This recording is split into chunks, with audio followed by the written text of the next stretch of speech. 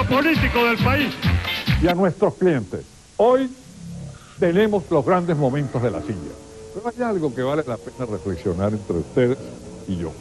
¿Por qué la silla caliente ha logrado esa gran audiencia que ha hecho historia dentro de la televisión en Venezuela? Por una razón simple: cambió el esquema de las entrevistas políticas.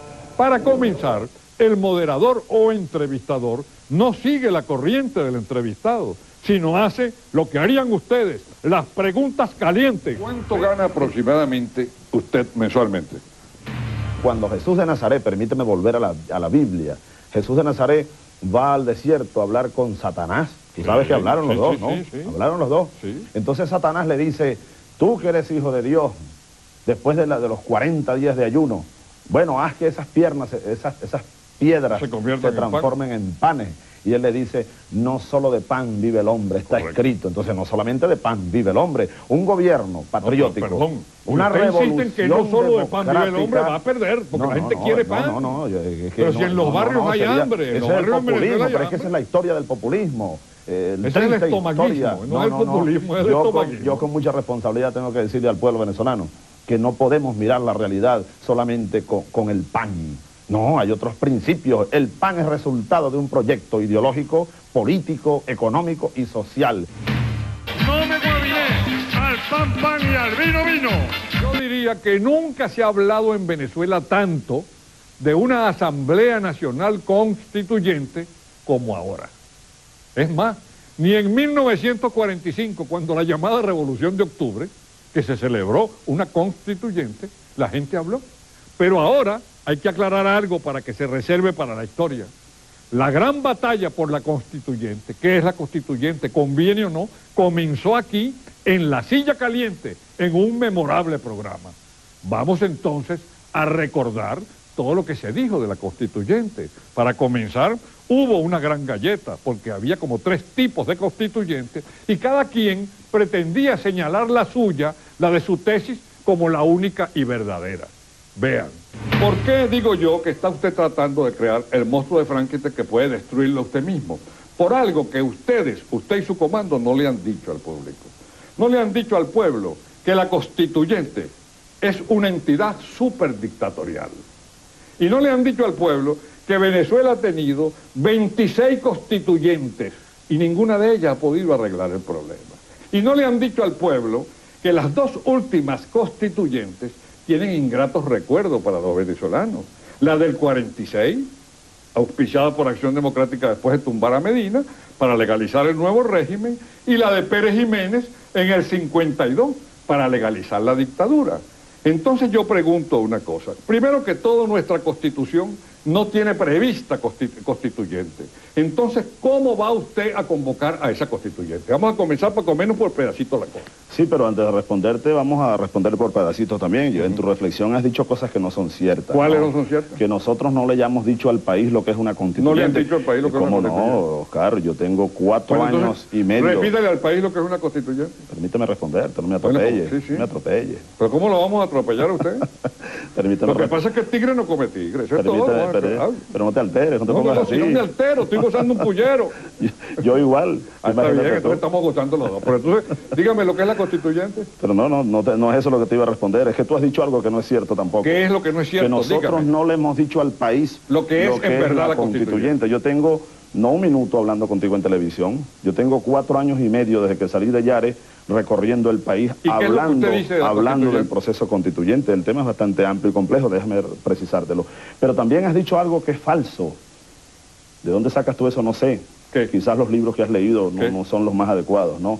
La constituyente, ¿quién puede decir que es algo supradictatorial? ¿De dónde sacas tú eso, Oscar? Lo sacamos de la experiencia que tenemos en Venezuela con 26 constituyentes y de lo que es la constituyente. Pero eso no tiene relación. Sí tiene relación. No tiene relación. Mira, la constituyente, el hecho de que tú digas que ha habido tantas constituyentes. Usted me ha hecho una pregunta. Pero bueno, no tiene relación. Pero te responde usted concretamente. Me ha preguntado que de dónde saco yo. ¿Y cuál es la relación? ¿De dónde saco yo que la constituyente es supradictatorial? Ajá. ¿Quiere que le conteste? Sí, como no, claro. Simple y llanamente, la constituyente es una entidad que tiene y acumula el poder supremo. La constituyente puede cambiarle el nombre a Venezuela. La constituyente puede cambiar el estado político de Venezuela. La constituyente puede eliminar la presidencia y reemplazarla por un gobierno colegiado. La constituyente puede hacer todo. Hace 50 años, un autor inglés, cuando la ciencia no estaba tan avanzada, decía que la constituyente puede hacer todo lo que hay en el planeta Tierra, menos convertir a un hombre en mujer o a una mujer en hombre. Hoy en día, considerando el avance de la ciencia, pudiéramos hacer que la constituyente puede hacer eso. Entonces, ustedes no le han dicho al pueblo, por ejemplo, que al convocar a una constituyente, la constituyente puede inmediatamente alargar el periodo presidencial. Y si usted es el presidente, la constituyente puede ponerle 10 años en lugar de 15. Te falta un pequeño detalle. ¿Cuál? En la galleta que tienes. ¿Es una galleta? Sí, bueno, menos mal que es televisión. Esto lo están viendo abogados, sí, etcétera, y saben quién es el galletado. Pero eso lo va a decidir la gente. Usted tranquilo. Oye, ¿cómo no? Sí, claro, sí. La gente ve y oye. Mira, Oscar, te faltó un pequeñito detalle. ¿Cuál? Pequeño detalle, sí, nada más. ¿Cuál? Que la constituyente, después de discutir el modelo político necesario y conveniente para un país, no puede decidirlo, sino que tiene que someter a referéndum y preguntarle... Totalmente falso. Óyeme, y preguntarle a los venezolanos si están de acuerdo o no. Permíteme responderte ahora, tú hablaste como 10 minutos. No te interrumpí porque yo respeto pues la hable, expresión. Hable, está como chaco, la constituyente, el que se está matando es otro. La constituyente, después que discute, queridos amigos, ¿cuál es el modelo político conveniente para Venezuela? La democracia, la nueva democracia de contenido real, tiene que, antes de aprobar la nueva constitución, someter eso a referéndum para que sea el país el que tome la decisión. Ese pequeño detalle se te olvidó. No podemos decir que sea una cosa supradictatorial. La constituyente es una medida absolutamente democrática. Tanto la convocatoria, y tú me preguntabas que cómo convocarla. Muy fácil. Un presidente de la República puede convocar a referéndum en función de, primero, el artículo 4 de la Constitución Nacional, que dice: la soberanía reside en el pueblo, quien la ejerce mediante el sufragio por los órganos del poder público. Y segundo, el artículo 181 de la Ley Orgánica del Sufragio, que establece la posibilidad de llamar a referéndum para consultar al país sobre asuntos trascendentales. Es más, establece 3 maneras de llamar a referéndum. Primero, que la mayor parte del Congreso lo haga, 2/3 del Congreso. Pero también establece la opción de que sea el presidente en Consejo de Ministros que convoque referéndum. Y tercero, que 10% de los inscritos, venezolanos inscritos en el registro electoral, convoquen en un documento firmado por 1.200.000 personas, más o menos sería, a ese referéndum para la constituyente. ¿Ya terminó usted de explicar? Sí, como no, permíteme terminar esto. Todo eso es un camino democrático, de consulta. La forma de elegir la constituyente es absolutamente democrática. Y el trabajo de la constituyente, abierto ante el país, no es nada dictatorial. Dictatorial es esto que tenemos aquí, un congreso de cogollos que toma decisiones en contra de un país, que no oye a nadie, que legisla contra el interés de un país. Eso sí es dictadura. ¿Ya usted ha terminado? Sí, bueno, por ahora. Yo estoy muy contento de que el candidato Chávez haya explicado lo que él cree de la constituyente y cómo se elige a la constituyente y cómo trabaja la constituyente, porque está más perdido que el hijo del Limber. Este programa lo están viendo todos los juristas del país. Ellos, yo no soy jurista, pero ellos y seguramente le van a responder por la prensa. Eso no es así. Primero que todo, no se debe engañar a la gente. El artículo 4 de la Constitución no autoriza ningún referéndum. El artículo 4 simplemente le garantiza a usted, a mí y a todos ustedes que para elegir, para estar en el gobierno, el único medio que tenemos es sufragio. Es decir, para estar representados nosotros en el Congreso tenemos que votar. Otra cosa, el artículo 181 de la ley del sufragio. Ese artículo, a través de ese artículo no se puede convocar a la constituyente. Y le voy a explicar por qué, por una cosa elemental que se ve en primer año de Derecho. Nuestra Constitución establece cómo se modifica ella. Y si la Constitución establece cómo se modifica ella, a través de ese artículo no se puede convocar a referéndum para cambiar la Constitución. Pregúntele a Tulio Echozoni, vaya a la Universidad Central y usted se enterará. Mire, usted está más perdido que... Bueno, pero está bien. Usted está más perdido, claro, hermano, en este laberinto de cosas. Sí, podemos aparecer aquí hasta las 6 de la mañana. Usted está desconociendo, bueno, Yane, si yo estoy desconociendo todo lo que es la ciencia jurídica y la ciencia histórica. Magnífico. Si yo estoy equivocado, si yo soy el equivocado, 3 millones de personas van a decir mañana quién es el equivocado. Si es usted o qué. Estamos más enredados que mocho tirando cohetes o perro en patio de bola. La constituyente ha sido el punto central del debate electoral. la Asamblea Nacional Constituyente ha dado para todo, incluso hasta para juramentos, sin aludir al famoso tango de Carlos Gardel, hoy un juramento, mañana una traición, y hasta la Iglesia, que siempre está mosca, ha tenido que intervenir. Sobre esta Constitución, de todos modos, no, yo sí juro que nosotros, sobre los restos de esta Constitución de 1961, que perdió vigor, ya no es legítima, especialmente amparándonos en el artículo 4 de ella misma, donde se dice, la soberanía reside en el pueblo, quien la ejerce por la mano derecha, mediante el sufragio por los órganos del poder público, yo, Dios mediante, presidente de la República, juro que voy a convocar a la soberanía a un referéndum y que voy a respetar el resultado de ese referéndum. Si ustedes dicen sí a la constituyente, va la constituyente. Si dicen no a la constituyente, no va la constituyente. Ese es el juramento a la soberanía popular.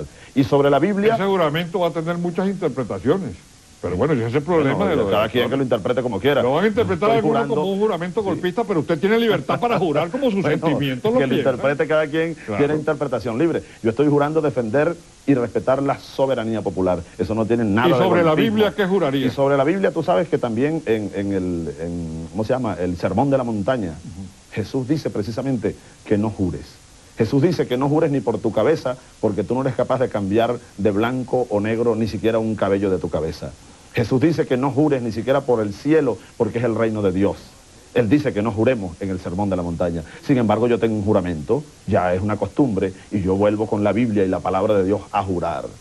Toda mi vida, y por amor a un pueblo, la dedicaré hasta el último segundo de ella, a la lucha por la democracia, al respeto a los derechos humanos, a la reconstrucción de Venezuela. Yo lo juro.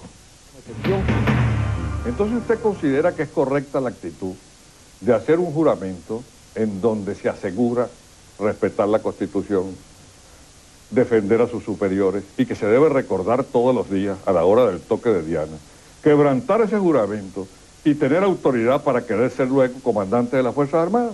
¿Quebrantar cuál juramento? El juramento que hacen en la escuela militar. ¿O es que no hacen un juramento? Es decir, que tú estás diciéndole a los venezolanos, oigan bien ustedes, ¿sí? Este caballero está diciendo que los hombres del 4 de febrero quebrantamos el juramento. Ese es el discurso de Carlos Andrés Pérez, igualito. Bueno, el juramento de la escuela militar. Nosotros juramos ante Dios y la bandera defender la patria y sus instituciones. Ajá. Exacto. Y eso fue lo que hicimos el 4 de febrero. No, es un criterio nosotros salimos, subjetivo. bueno, pues, entonces con ese mismo criterio lo pueden tumbar a usted mañana. Bueno, que me tumben.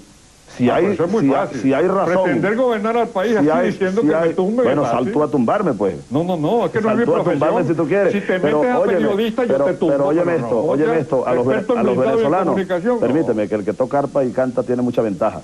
Entonces, fíjate, eso es muy grave lo que tú has dicho, ¿no? Porque es tu razonamiento, pero los venezolanos saben apreciar dónde está la verdad. Sí. No podemos olvidar, cuando uno habla del 4 de febrero, Oscar, que aquí ocurrió un 27 de febrero de 1989. Carlos Andrés Pérez mandó las tropas a la calle a masacrar un país, a un pueblo. ¿Ese es otro caso? No, eso tiene mucha relación. No, ese es otro caso. ¿Cómo va a ser otro caso? Bueno, allá tú sí, que quieres dividir la historia por pedazos, por segmentos que no tienen comunicación. Entonces nosotros, claro que la historia se enlaza, como tú vas a romper las cadenas de la historia. No es que esa no es cadena de la historia. Entonces fíjate, el 4 de febrero... Estamos hablando de un alzamiento y un señor que no cumplieron con un juramento. Óyeme esto, nosotros cumplimos con ese juramento, allá tú que lo señalas como Pérez. Igualito que Pérez, nosotros cumplimos el juramento y además la rebelión militar.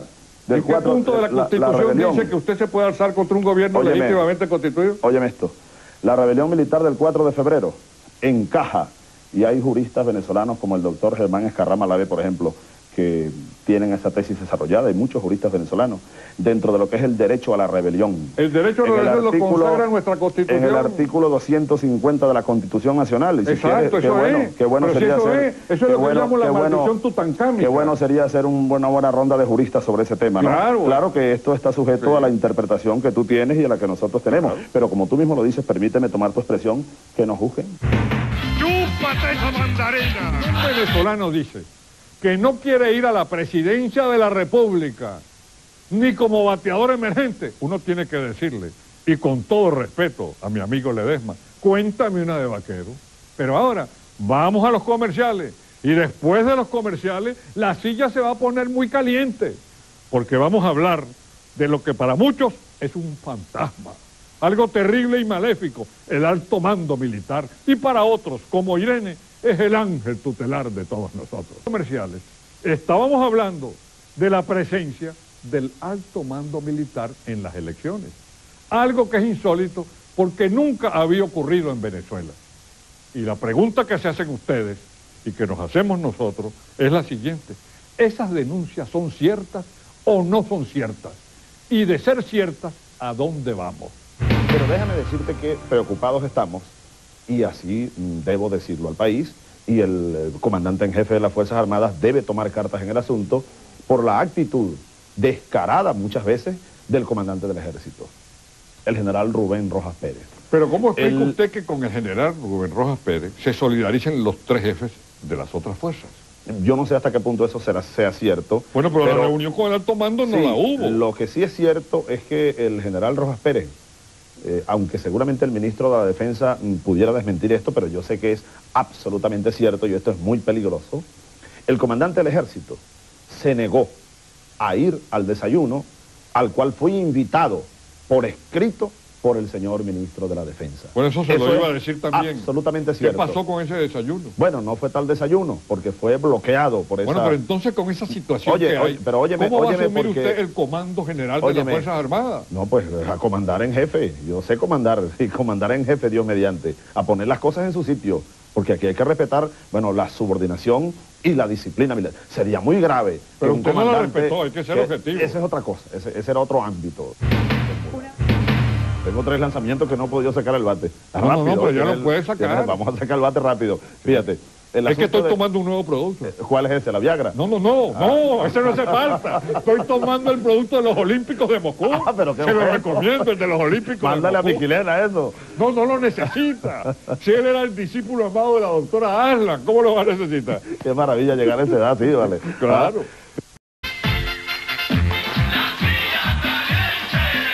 El termómetro político del país